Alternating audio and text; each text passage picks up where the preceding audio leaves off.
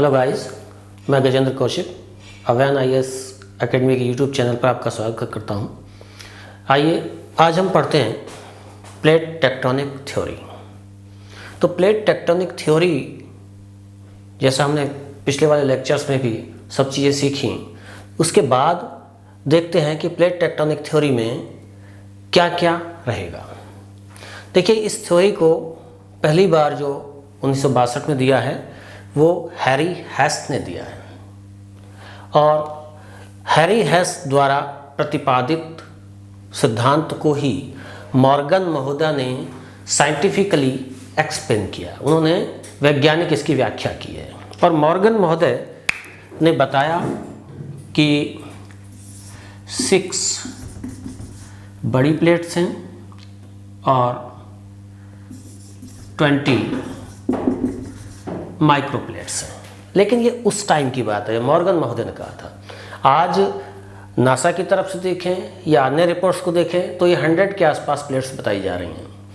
खैर, तो plate tectonic theory में हम पढ़ते क्या हैं? प्लेट की नेचर, प्लेट का स्वरूप एक तो कैसा है और उसमें मूवमेंट कैसा है। तो प्लेट के मूवमेंट और उसकी नेचर को मिलाकर के जब हम अध्ययन करते हैं तो उसी को कहते हैं plate tectonic theory.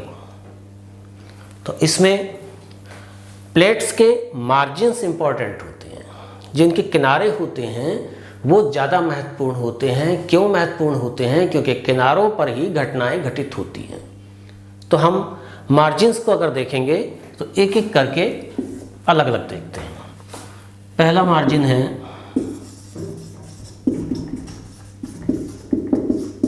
Constructive margin,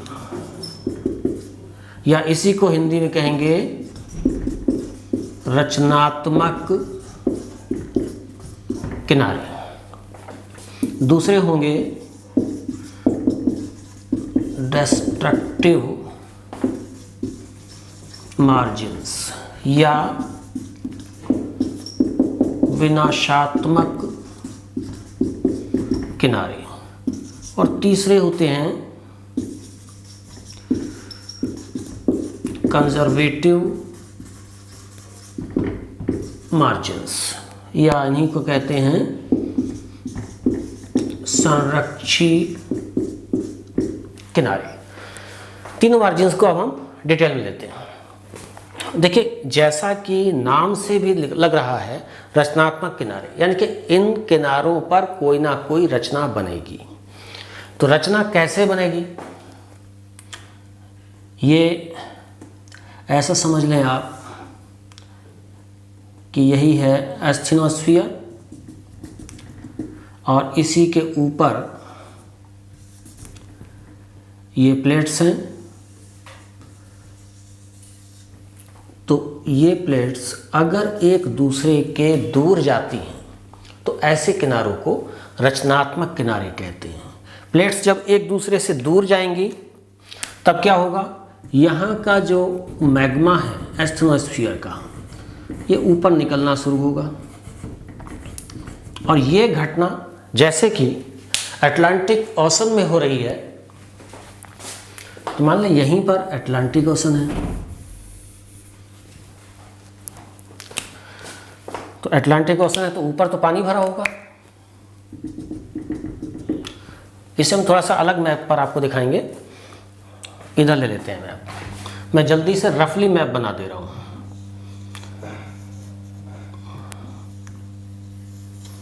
ये है नॉर्थ अमेरिका,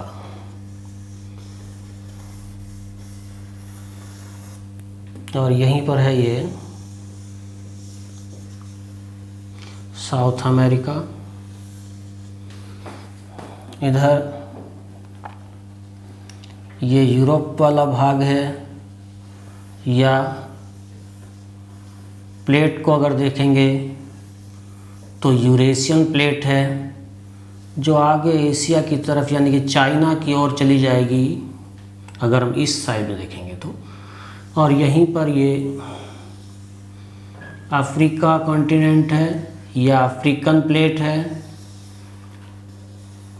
ये इस तरह से। तो जो मैंने मार्जिन की बात की है वो आप ऐसे समझेंगे कि ये मार्जिन मैं यहाँ बता रहा हूँ, कंस्ट्रक्टिव मार्जिन, रचनात्मक किनारे। तो यहाँ तक कैसे, देखिए ये प्लेट्स जो होती हैं, ऐसा नहीं है कि यहाँ से हम बस बाहर आए तो पानी शुरू हो गया तो इसका कॉन्टिनेंट का भाग नहीं बचा है, बल्कि आप ऐसा समझें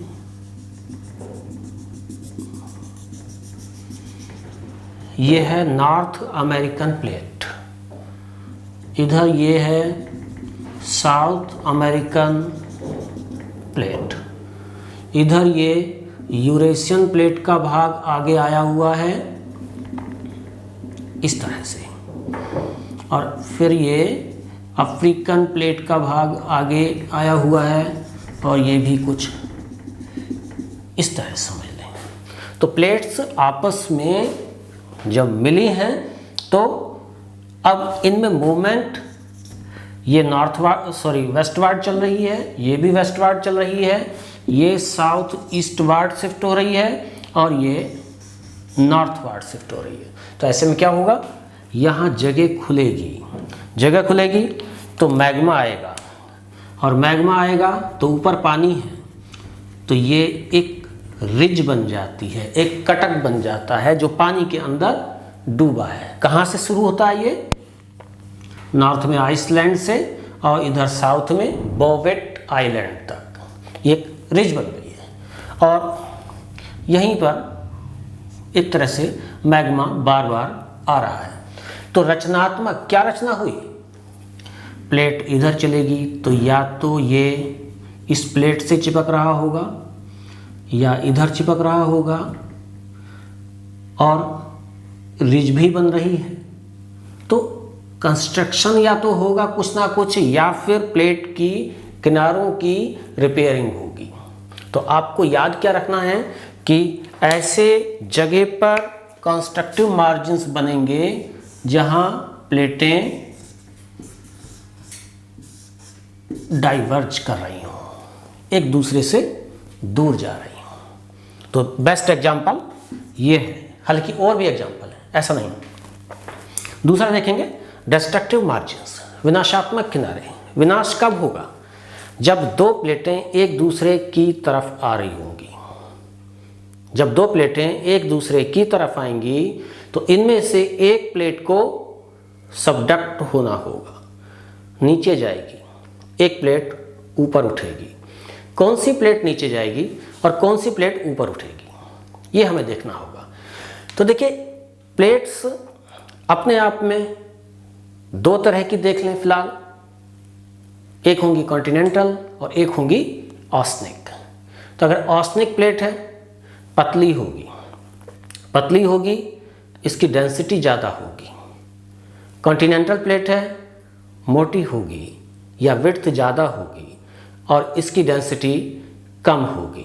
समझाने के लिए मैं आपको कह रहा हूँ, अगर हम एक लोहे की शीट ले लें, एक वुड का टुकड़ा ले लें, वुड का टुकड़ा मोटा होगा, अगर दोनों में वजन बराबर कर रहे हैं हम तो ये पतला होगा, ये मोटा होगा।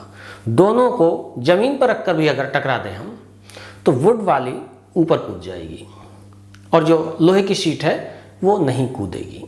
इसका मतलब जैसे यहाँ एटमॉस्फेयर में दो प्लेटें एक दूसरे की ओर आ रही हैं, तो अगर कॉन्टिनेंटल है तो ऊपर उठेगी और ऑस्निक है तो नीचे जाएगी, यानी कि सबडक्शन होगा।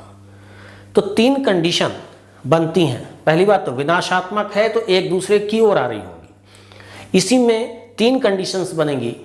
पहली कंडीशन होगी कि एक प्लेट ऑस्निक है, एक प्लेट कॉन्टिनेंटल है, दोनों टकरा रही हैं, तो क्या बनेगा, क्या होगा, घटना क्या होगी। वो पहली कंडीशन में फोल्ड माउंटेन्स बनेंगे, जिसका बेस्ट एग्जाम्पल आप यहाँ देख सकते हैं। देखिए ये इधर पूरी ये पैसिफिक प्लेट है, प्रशांत महासागरीय प्लेट है, तो कैसी है, ऑस्निक है। इधर ये north American south American plates हैं, ये किधर चल रही हैं, इधर की ओर। तो दोनों टकराएंगी, दोनों टकराएंगी तो यहाँ देखेंगे कौन सी नीचे जाएगी, जो ओसनिक है इधर पैसिफिक वाली, ये नीचे जा रही है। अगर आप देख पा रहे हो वहाँ से ये नीचे जा रही है, जो प्रशांत महासागरीय प्लेट है, और नॉर्थ अमेरिकन प्लेट ऊपर उठ रही है, ये भी ऊपर उठ रही है। तो यहाँ जो अवसाद होंगे, सेडिमेंट्स होंगे इन वेस्ट पार्ट में, ये सभी ऊपर उठेंगे कुछ इस तरह से। ये सबडक्शन हुआ, सेडिमेंट्स मेरी अगर उंगली वहाँ तक देख पा रहे हो धीरे धीरे ऊपर उठते जाएंगे। तो इस तरह से नॉर्थ अमेरिका के वेस्टर्न साइड में ये एक माउंटेन बना है, इसका नाम है रॉकीज। मैंने इधर लिख दिया है रॉकीज माउंटेन। कहाँ है, नॉर्थ अमेरिका में। और एक दूसरा माउंटेन भी बनेगा, ये भी फोल्ड होगा, वलित पर्वत होगा, जो वर्ल्ड की लॉन्गेस्ट रेंज है, इसका नाम है एंडीज माउंटेन, जो साउथ अमेरिका के पश्चिमी भाग में बनेगा। तो ऐसा एक जगह ही नहीं, कई जगह हो रहा होता है फोल्ड माउंटेन जहां बन रहे होते हैं। लेकिन एक ऑस्निक और एक कॉन्टिनेंटल का ये बेस्ट एग्जांपल है, और अलग अलग जगहों पर भी और भी बनेंगे। दूसरी कंडीशन हम इसी में ले लें। देखिए डिस्ट्रक्टिव मार्जिन ही है, तो पहली में एक कॉन्टिनेंटल थी प्लेट, एक ऑस्निक थी। दूसरी कंडीशन जो ले रहे हैं उसमें हम ले रहे हैं दोनों प्लेटें ऑस्निक हैं, दोनों महासागरीय हैं। देखिए यहाँ मैं एक चीज़ और क्लियर करूँगा कि ऑस्निक प्लेट अपने आप में एक ही है, जो सेपरेट है वो है पैसिफिक ओशन की, और जो भी ओशन हैं उनकी अपनी प्लेट्स अलग से नहीं हैं, बल्कि कॉन्टिनेंट्स के ही आगे बढ़े हुए भाग हैं, उन्हीं पर पानी है। तो अब मैं कहता हूँ कि यहाँ दोनों प्लेट्स ऑस्निक हैं, तो कहाँ से आ गई दो ऑस्निक? यहाँ छोटी छोटी प्लेट्स और भी होती हैं, इनके नाम आप जरूर याद रखिएगा। ये छोटी प्लेट्स ज़्यादा इंपॉर्टेंट होती हैं, इनके नाम पूछ लिए जाती हैं। ये है जुआन डी फ्यूका। इधर यहाँ फिर छोटी प्लेट है, इसका नाम है कोकोस प्लेट। इधर यहाँ एक प्लेट और है साउथ अमेरिका के वेस्ट में, इसका नाम है नजका। अगर आप लोग चाहेंगे तो कमेंट बॉक्स में लिख दें, मैं पूरे वर्ल्ड की जो छोटी प्लेट्स हैं उन्हें एक्सप्लेन कर दूंगा, उन्हें दिखा दूंगा। लेकिन फिलहाल क्योंकि हम यहाँ पढ़ा रहे हैं और चैप्टर है हमारा प्लेट टेक्टोनिक्स, तो ये छोटी प्लेट्स भी जब बड़ी या छोटी प्लेट से टकराएंगी, लेकिन ऑस्निक ही होनी चाहिए। तो ऐसे में अब की बार कौन जाएगी नीचे? सबडक्ट कौन सी होगी? जिसकी डेंसिटी ज़्यादा होगी, रूल वही होगा। तो ये नीचे गई, नीचे जाएगी, मेल्ट होगी, क्योंकि कहाँ जाएगी नीचे? एस्थेनोस्फीयर में जाएगी। एस्थेनोस्फीयर में टेम्परेचर कितना है? 1000 डिग्री सेंटीग्रेड के आसपास है, यहीं पर मोहो डिस्कंटिन्यूटी पर ही। तो नीचे जाएगी, मेल्ट होगी, मेल्ट होगी, मैग्मा बढ़ेगा, मैग्मा बढ़ेगा, ऊपर आएगा। मैग्मा ऊपर जहाँ आ रहा है, क्योंकि हमने पहले ही कहा है कि ये पार्ट ऑस्निक है, ऊपर पानी है, तो मैग्मा ऊपर आया, जमता गया। लेकिन एक दिन ऐसा आएगा कि अगर ये बराबर प्रोसेस चलता रहे तो जमते जमते पानी के ऊपर भी आ जाएगा, और जिस दिन पानी के ऊपर आ जाएगा उस दिन वो आइलैंड बन जाएगा। लेकिन कैसा बना है आइलैंड? वॉल्केनो की वजह से बना है, तो ऐसे में वॉल्केनिक द्वीप या ज्वालामुखीय द्वीप बनेंगे। तीसरी कंडीशन और होगी, लेकिन किसमें है? डिस्ट्रक्टिव मार्जिन्स में ही है। तो तीसरी कंडीशन क्या है कि जब दोनों प्लेट्स कॉन्टिनेंटल हों। तो शर्त तो वही है, क्योंकि डिस्ट्रक्टिव है, एक दूसरे की तरफ आ रही हैं। तो ऐसे में भी क्या होगा, रिजल्ट क्या होगा? मैं पहले लिख देता हूं, ये फोल्ड माउंटेन्स इसमें भी बनेंगे। जैसे हम यहाँ देख सकते हैं, ये मोरक्को में ज़्यादा फैला है, ये है एटलस